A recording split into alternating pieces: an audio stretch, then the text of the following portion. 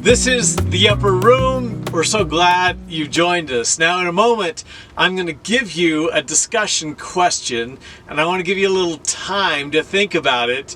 I realize that some of these discussion questions we hoist on you come so suddenly that you don't really have time to process.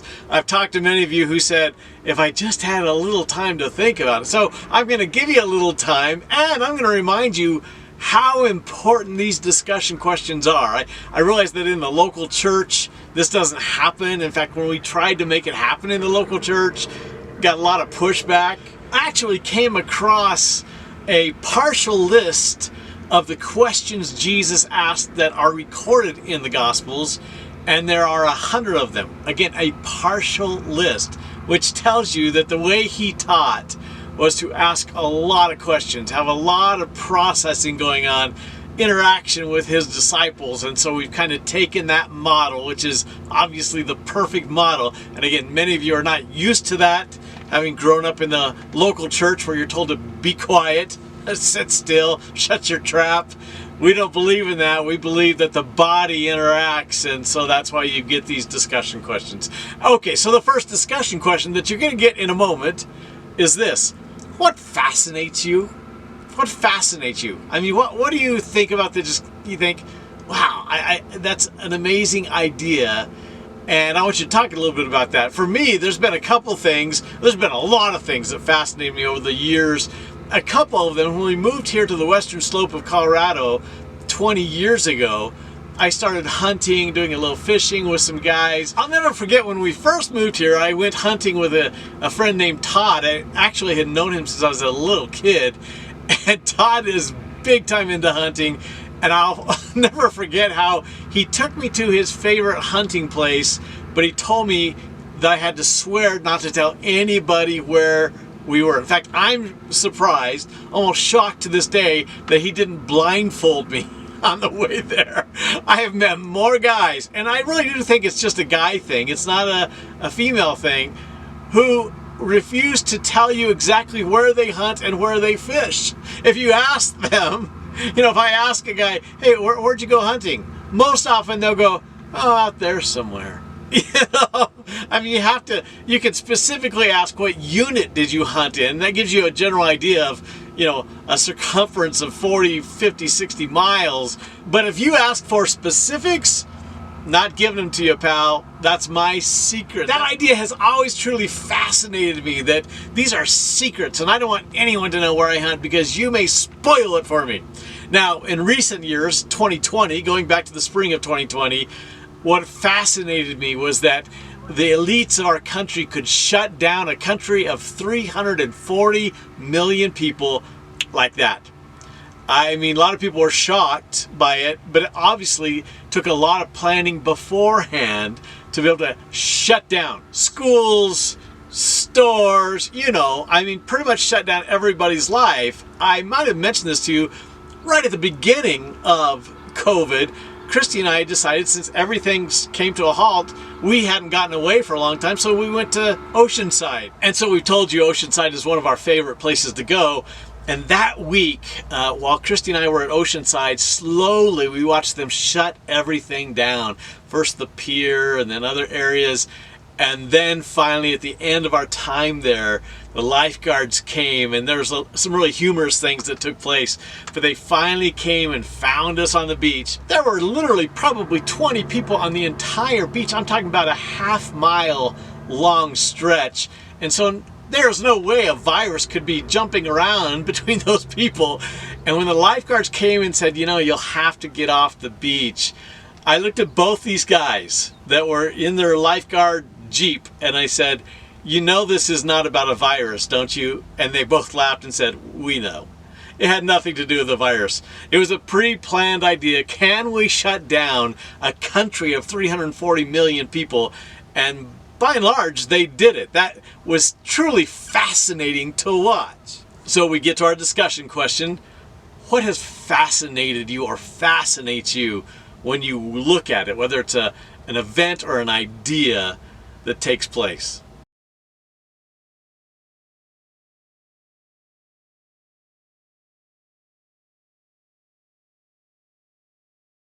Now, the reason I ask that question is because the passage we're going to study today in the book of John, chapter 1, truly fascinates me because it usually gets overlooked by people.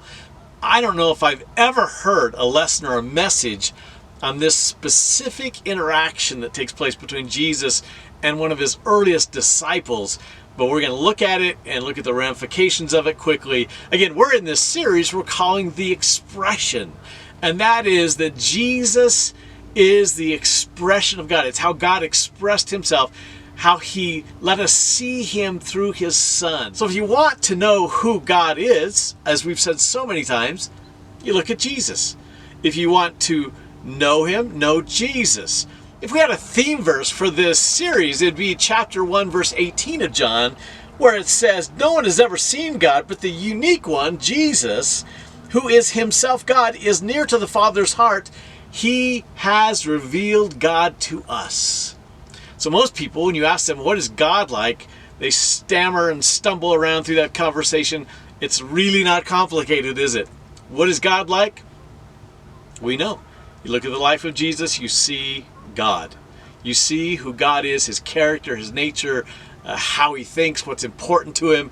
So that's what this series is about. The last lesson we did was called The Beautiful Life, or A Beautiful Life, and it had to do with the fact that, again, the most beautiful lives being lived in the last 2,000 years, certainly, are the lives of those who signed on to be disciples of Jesus, those who are students, apprentices, following, learning from Jesus. Hopefully you remember that the word disciple, again, a concept that we really don't have in our culture, so we have to really learn what it means, but it's used 269 times in the New Testament, as opposed to the word Christian, which is like 2 times, I believe.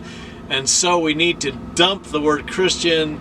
Again, it means nothing now, and we need to adapt and learn what it means to be a disciple of Jesus. And so if we don't get the concept, the idea of being a disciple down, it's kind of like, why go any further? And so I'm going to give you what I think is the best description of what a disciple is, and then you'll have another discussion question, and that'll have to do with processing this definition, which your leader will have in the notes, but pay close attention to this description, and then you'll discuss it when I'm finished with it. So here's that description of a disciple. A disciple is someone who has made a calculated decision to follow, learn from, and live for Jesus. This person has made a commitment to take Jesus as the leader and teacher of his or her life in order to pattern his or her life after Jesus' life in both attitudes and actions. His or her allegiance to Jesus is unsurpassed by anyone or anything else in his or her life. So now what I'm going to ask you to do as a group is to process that description of a disciple together, the different elements, or several different elements involved in it. And then ultimately, what I want to ask you to do, each of you, is to be honest about whether or not that's what you signed up for and how that is going. And so have a great conversation. This could be lengthy, but really important if we're going to move on from here.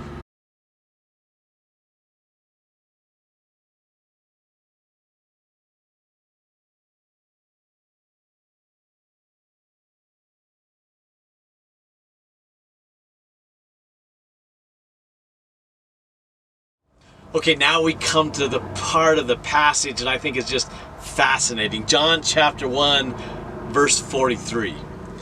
The next day, Jesus decided to go to Galilee. He found Philip and said to him, "Come, follow me." Philip was from Bethsaida, Andrew and Peter's hometown. Philip went to look for Nathanael. Okay, so Nathanael enters the picture for the very first time.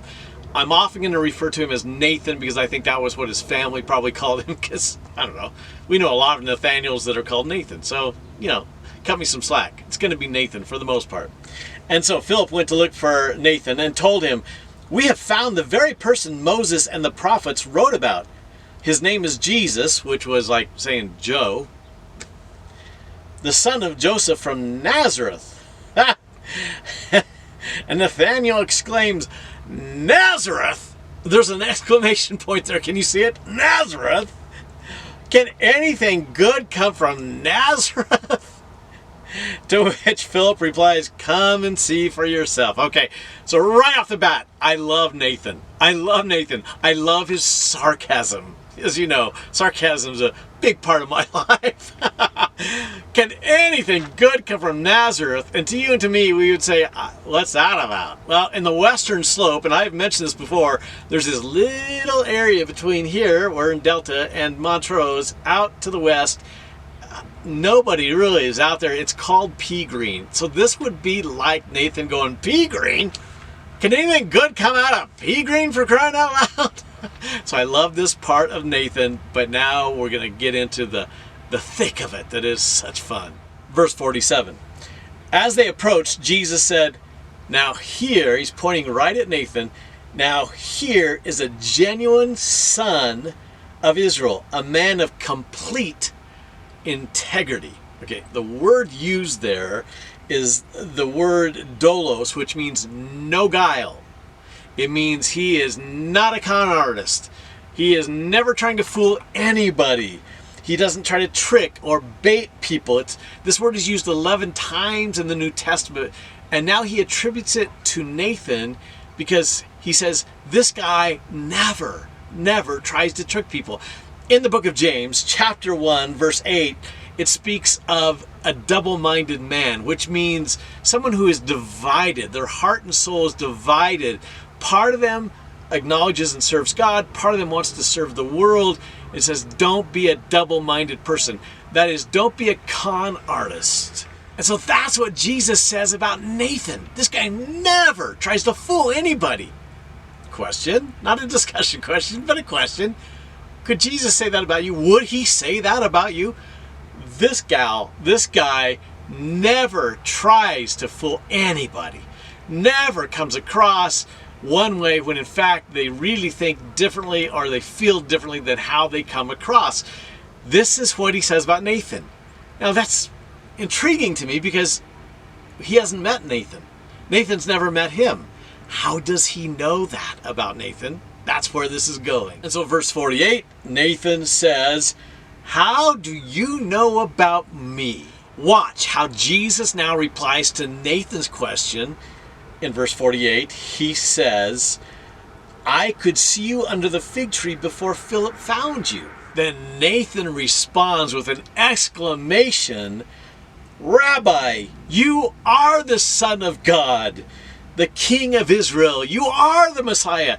Now, what was it that brought Nathan so quickly into that point of view? He started out by saying, who's from Pea Green? Can't be the Messiah. And now he's going, you are the Messiah! Unbelievable! What was it? What was going on under the fig tree? That's a great question, isn't it? What could it possibly have been that Nathan thought only Nathan knew about?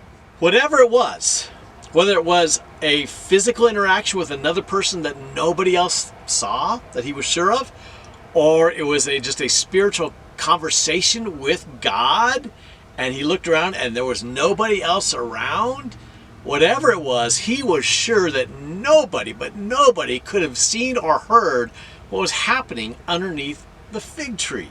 Now, by the fact that Jesus says he's as genuine as they come, and the whole nation tells you that he wasn't doing something bad or evil under the fig tree, doesn't it? So whether Nathan was interacting with one other person, and that interaction showed how much integrity he had, whatever he said during that interaction, or if he was just alone, Nathan knew there's no way you could have known this if you weren't the Son of God. But you may know that this is very typical of Jesus. I take you to John chapter 2, verse 23, which we'll cover in coming weeks, but I'll mention it.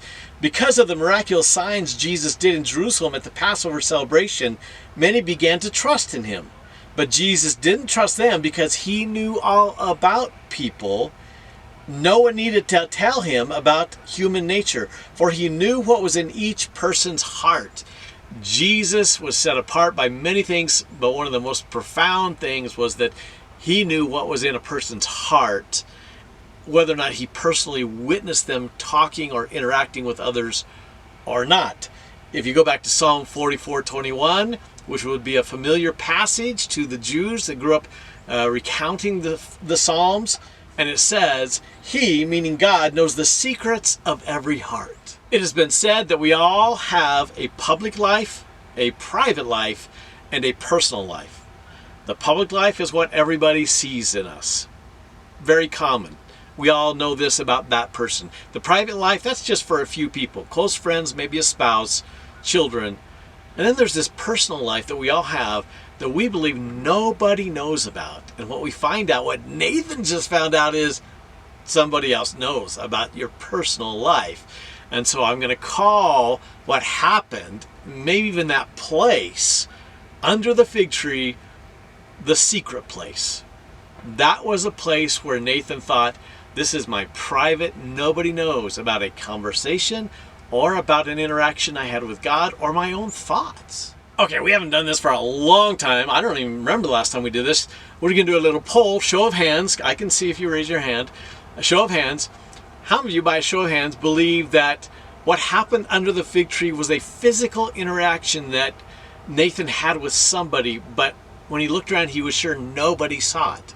How many of you, by a show of hands, on the other hand, believe that it was just himself alone interacting with God, or just thinking certain thoughts, emotions, whatever the case may be, but it's more of a spiritual thing than a physical interaction? How many of you think that's what was going on underneath the fig tree?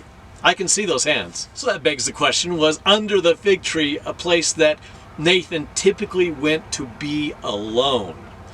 And that brings us to our setting, of course. This is Confluence Park. We have filmed at the other end of the park, but not this end of the park. And the reason I bring you here today has nothing to do with the ducks and the geese on the lake. It has to do with the fact that for years, I don't know, some 15 plus years, when I was in the local church in Montrose, this is Delta, 20 miles away, this is where I would come, unless it was summer, because it gets really hot here in the summer, but this is where I would come to be alone. Now you'll see, people might walk by, I don't know, but especially in the fall, even the winter, most winter days you could do it, spring, this was my place. This was my secret place. This is the place that only Christy knew that I would come for my day of prayer once a month. It was a tradition for me. It was what I looked forward to all month long, being alone in a place. And this is a great place. You'll see, maybe you can see the shelters back here. You could get a picnic table in a shelter. You have a view of the lake. And again, it's pretty quiet. You can go for prayer walks. It's like a mile and a half, 2 miles around the entire lake. This is my secret place. So I was thinking, if I was Nathan, what would Jesus say to me? He'd probably say, I saw you at Confluence Park. And I would have thought, no one else was there, you know, unless you're looking clear across the lake at me, and those people couldn't really see what I was doing. Certainly couldn't see what I was thinking if I was alone. And how could you come to the understanding that I'm a person of great character and I'm very genuine if you're looking at me from across the lake? That's why Nathan is baffled by this and realizes you have to be the Messiah. Nobody could know what you and I now know that you know. So that's why we're here. One of my favorite secret places. In the summertime, I'd go up further, closer to the mountains where it'd be a little cooler, because comfort's really important to me. But I loved my time away, just the Lord and myself, to converse, for Him to speak, for me to listen. Now you might be aware that in Numbers 32:23, Moses famously said, your sin will find you out. If you've never heard that phrase, it is absolutely true. And Jesus spoke that several times in different ways. And so that phrase, I had to ask, could that have been applicable to Nathan in his secret place? Because an awful lot of us sin when we think we're alone. In fact, I would say that's probably one of the great definitions of sin. It's what we do when we think God is not looking. Now in Nathan's situation, I don't think that was the case, because what Jesus had to say about him was using such glowing terms and affirmation about who he was that I doubt if he was saying, I saw how you sinned in your secret place. But for us, that probably is applicable, that in our secret place, wherever that is, and for our purposes today, we're talking about, it could be a physical place when we talk about our secret place, or it could be just the alone place of our hearts and minds. He's gonna come by all day long! He was sure happy. So for our purposes today, I want to say that the secret place is either actually a place like this that we come to be alone with God, or a secret place could be the place in our hearts and minds where we have these conversations with ourselves, with God. Either way, our secret place is the opportunity to interact with somebody privately or interact with God. Okay, that's kind of the definition of secret place in this message. We all have a secret place, don't we?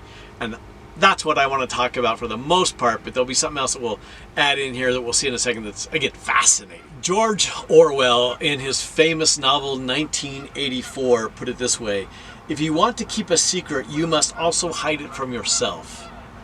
How challenging is that, to hide a secret from yourself? I think there are people who actually have secrets that they no longer pay attention to, that they ignore, which gets us into a lot of trouble usually. Now, not all secrets come out during our lifetime, correct?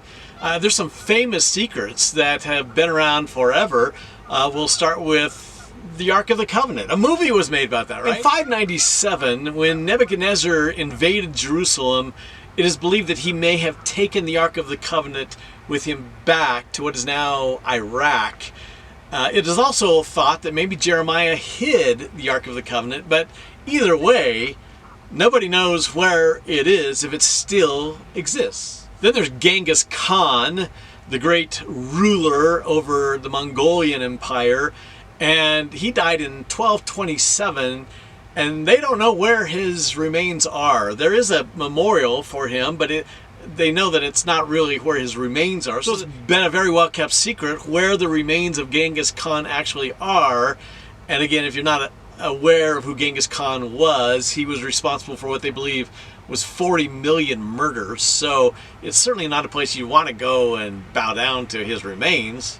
You may have seen the movie The Man in the Iron Mask. It's really a good movie. I saw it years and years ago. I didn't realize actually that it's based on a true story. Louis XIV actually had a man imprisoned for 33 years until he died and kept a mask on his face. And if he ever took that mask off, he had 2 soldiers that were with him at all times that would kill him instantly if he took his mask off. Incredible story.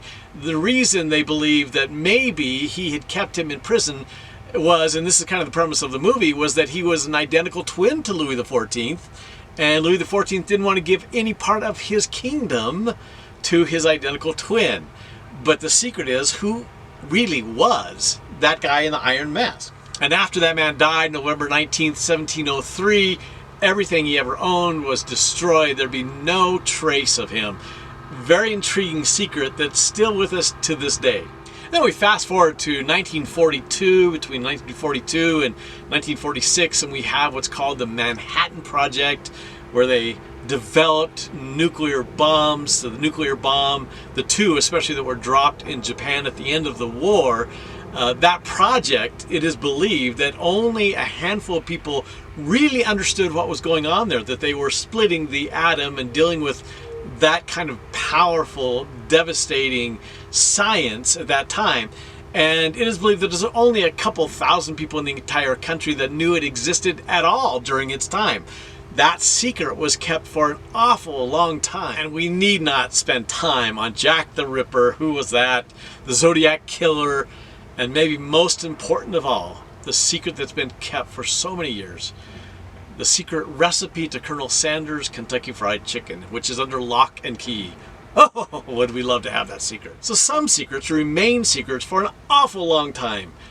But most secrets, the secrets we think we can keep, will come to light when we least expect. The classic example, of course, is in Acts chapter 5 when Ananias and Sapphira had a secret, and that was, we're going to keep back some money and tell the disciples, tell the apostles that we're giving everything from the sale of our land.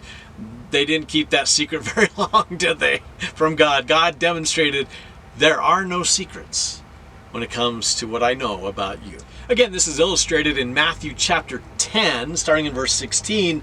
Look, I'm sending you out as sheep among wolves, so be as shrewd as snakes and harmless as doves.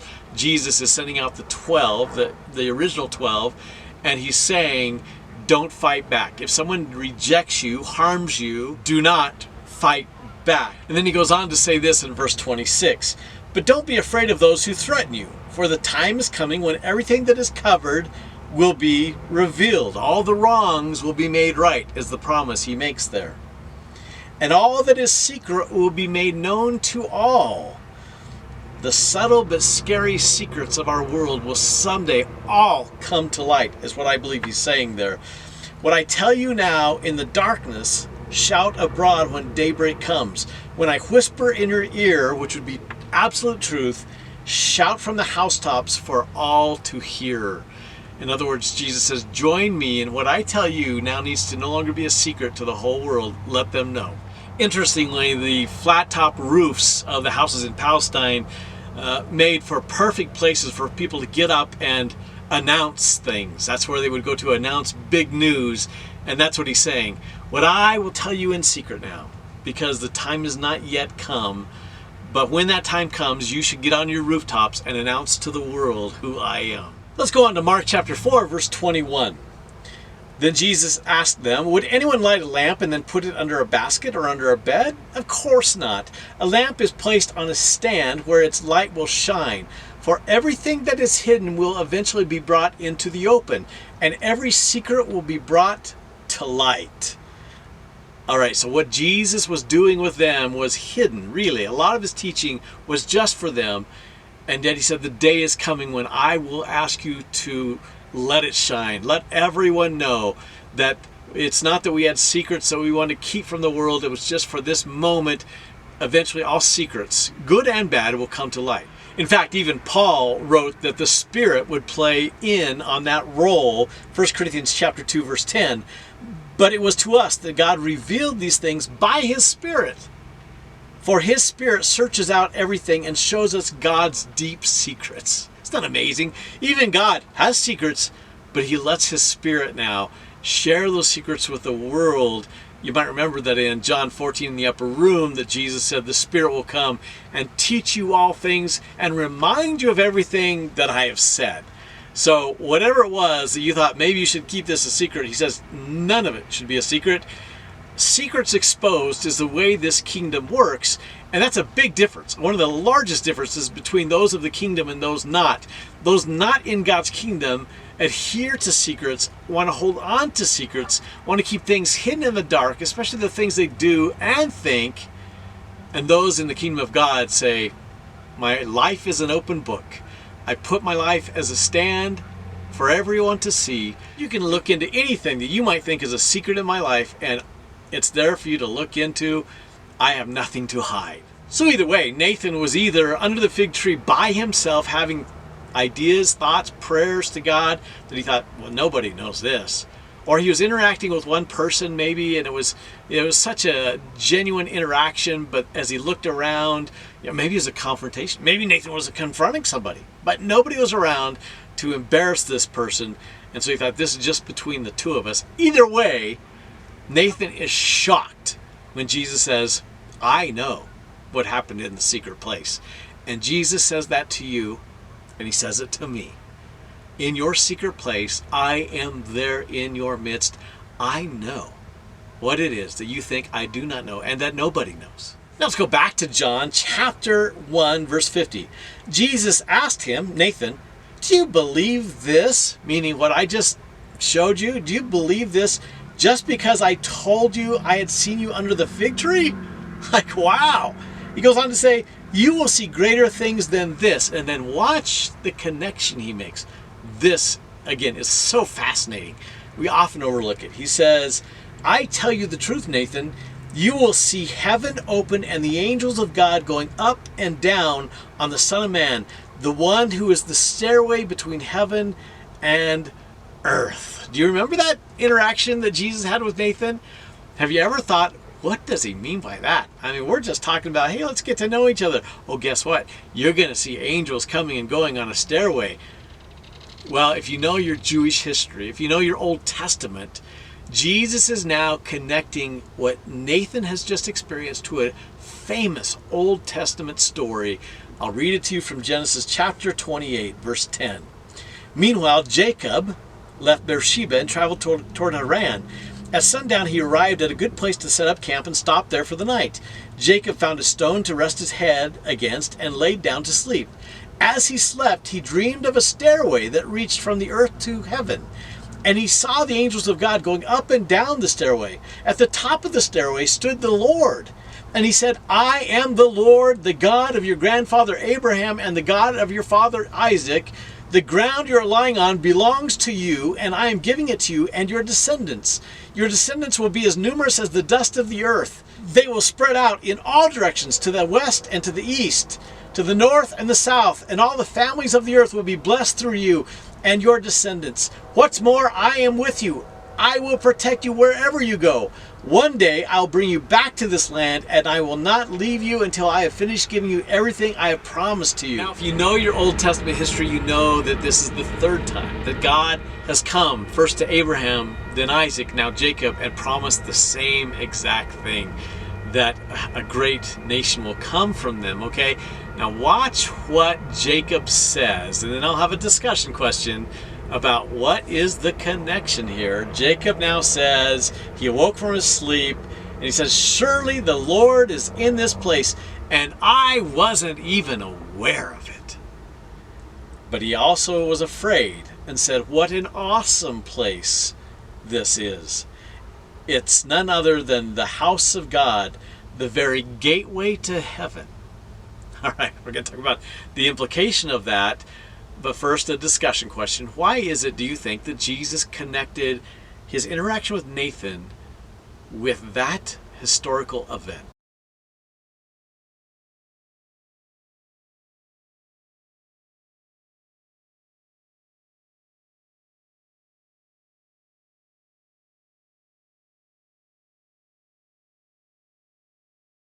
I love that line from Jacob. Surely the Lord is in this place, and I wasn't even aware of it. Have you ever experienced that? It's the last place you look. I couldn't even imagine that the Lord would be in that place at that time doing that thing. Interesting, C.S. Lewis in his Chronicles of Narnia, if you've read them, you know that there is a wardrobe. And the fascinating thing about that is that C.S. Lewis, in his home outside of London, where he brought in orphans during World War II into his home to protect them, there was a wardrobe upstairs in his house. Thus the idea he got for the Chronicles of Narnia really springing from a wardrobe where children would go hide in that wardrobe, and come to find out that wardrobe was a portal to another world. What is Jacob saying? Jacob is saying, I would never have guessed that I would be in a very place that's a portal, a passageway, a doorway into another world, the world of God. And that's why he says, this is an awesome place. He sets up a marker there, and this was the place where I stepped into a portal, and all of a sudden everything changed. And we see this word all throughout the Old Testament, actually. It's the Hebrew word mezuzah, and mezuzah means a doorway with a hinge that goes back and forth. A portal where it opens up to another world. And at that portal, at that doorway, things happen. The story shifts oftentimes in the Old Testament. All of a sudden people see into a world that they didn't even think about that it existed. And so really what Jacob is saying is, I came upon a place that was this doorway to eternity, this doorway to God. What an awesome place. And he was scared. Now connect it back to Nathan. What does Nathan say? I am in this portal. And Jesus confirms it. You have just stepped into a portal. When you meet me, you're meeting God. Think about the implications of that. They're incredible. Again, this happens often in the Old Testament. I'll give you a couple examples. Genesis chapter 18, verse 1. Then Adonai, the Lord God, appeared to Abram at Mamre's large trees while he was sitting in the entrance of his tent. There's that word mezuzah, an opening. And so he comes to Abram where he's at that entrance in the tent during the heat of the day. When he lifted up his eyes to see, suddenly 3 men were standing right by him. When he saw them, he ran from the entrance to the tent to meet them and bowed down to the ground. Then they said to him, "Where's Sarah, your wife?" "There, in the tent," he said. Then he said, "I will most certainly return to you in about a year's time. Surprisingly, Sarah, your wife, will have a son." Sarah, okay, this is later in that chapter, Sarah was listening at the entrance to the tent, which was behind him. Now think about that. Sarah is experiencing otherworldly things in this portal that is symbolic in that she's in the opening of the tent is where God meets her. Does this not shed new light on Jesus saying in John 14 in the upper room, "I am the way. No one comes through to the Father except through me. I am the portal to the Father"? This is what this whole series is about. You want a portal to God? It comes through Jesus. And this was a theme throughout the entire Old Testament. Exodus chapter 2:22. "Take a bunch of hyssop, dip it in the blood in the basin, and put some of the blood on the top and on the sides of the door frame. None of you shall go out of the door of your house until the morning. When the Lord goes through the land to strike down the Egyptians, he will see the blood on the top and sides of the door frame and will pass over that doorway. And he will not permit the destroyer to enter your house and strike you down." The word there is mezuzah. This is where heaven touches earth right now. And you better enter in, and you better be in this doorway, in this portal, doing what we tell you. If you want to survive this, if you want to come out blessed on the other side. Isn't that a cool picture? Do you see now why Jesus, when Nathan says, "You're the Lord God," he says, "Yes, and now you've entered into the portal. Now that you know me, you now are in direct connection with the God of the universe." It was an idea that was familiar to the Israelites. And finally, we come to Revelation 3:20. "Here I am," Jesus says, "I stand at the door and knock. If anyone hears my voice and opens the door, I will come in and eat with that person and they with me." He stands at the portal. He is the portal. And we must enter into that swinging door, into that archway, and meet him there. So Jesus is truly saying to Nathan, "I am your portal to the Father." So let's land this baby. Nathan's secret place was under the fig tree. But now his secret place is with Jesus. So I ask you, is your secret place a place you hope Jesus doesn't see? Doesn't notice? Or is your secret place someplace, maybe just in your heart, that you want Jesus to notice? In other words, is your secret place something you're ashamed of or something you're so proud of? You hope Jesus is seeing, and he is seeing. So my prayer for you today is that your secret place is found in Jesus and Jesus alone. That you're fully aware that he is there in the doorway meeting you. He is the connection to eternity. He is the connection to the Father that you thoroughly enjoy. So what we do in secret matters to God. We see this in the Sermon on the Mount, Matthew chapter 6, verse 3. Jesus says, "But when you give to the needy, do not let your left hand know what your right hand is doing, so that your giving may be done in secret. Then your Father who sees what is done in secret will reward you."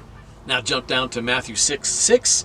"But when you pray, go into your room, close the door, and pray to your Father who is unseen. Then your Father who sees what is done in secret will reward you." Many years ago, there was a guy by the name of George McCluskey.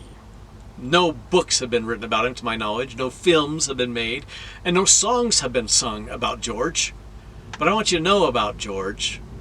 George lived well over 100 years ago. George decided that in his secret place for 1 hour a day between 11 a.m. and noon every day, he would pray for his children. Specifically, he would pray for his 2 daughters, that they would always know and walk with the Lord. In time, however, he felt prompted in his secret place of prayer under the fig tree, he decided he would pray not just for his kids, but for his grandkids. And then in time, he decided, I need to pray for my great-grandkids. And so he did that the rest of his life. George came to believe that God made him a promise, and the promise was this, that if he would continue to pray for his kids, his grandkids, and his great-grandkids, that 4 generations of McCluskeys would know and walk with the Lord, every single one of them. Well, did it happen? Well, his daughters certainly walked with the Lord, and they married pastors who walked with the Lord. Now, between his 2 daughters, they had 4 daughters and 1 son. So 5 grandkids of George McCluskey. All 5 of those grandkids walked with the Lord. The women, the girls, married pastors who walked with the Lord, and the son became a pastor. And so now the grandkids all walked with the Lord. And so as the story goes, those grandkids had kids, but the result was that every one of those great grandkids walked with the Lord, and they were in full-time ministry, whether they were married to pastors or were pastors themselves. A number of them, except for one. There was one black sheep that did not follow that trend that God had promised. He, one of the great-grandsons of George McCluskey, instead went into psychology. He eventually got his doctorate in psychology, and he began to write books about families, teaching them how to walk with God. He eventually went on the radio, and what he spoke of and taught on the radio was carried by 2,000 radio stations in America in the 70s and into the 80s. Remarkable. 6 to 10 million people heard his voice, the black sheep of the McCluskey family. Eventually he would write or co-author 36 books on how families can grow up children to honor God. And so you know by now I'm talking about Dr. James Dobson, the black sheep of the McCluskey family, who influenced, in the end, and to this day, he's 87 years old, continues to influence millions of people in America for the kingdom of God. Now you tell me. That investment, well over 100 years before James Dobson would come to prominence, that investment by his great-grandfather George McCluskey, a choice he made, a decision he made, an investment he made about what he would do in his secret place. And I take you back one more time to the words of Jesus. When you pray, go into your room, close the door, and pray to your Father who is unseen. Then your Father who sees what is done in secret will reward you. The secret place, what happens there for you? It's a wonderful place to meet the portal of heaven, with whom we do our everyday life and trust him with everything in our lives. This is a great interaction that Nathan had with Jesus that we often overlook.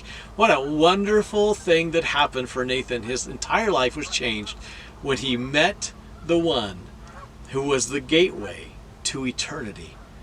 Have you met him? Do you live for him? Are you his follower?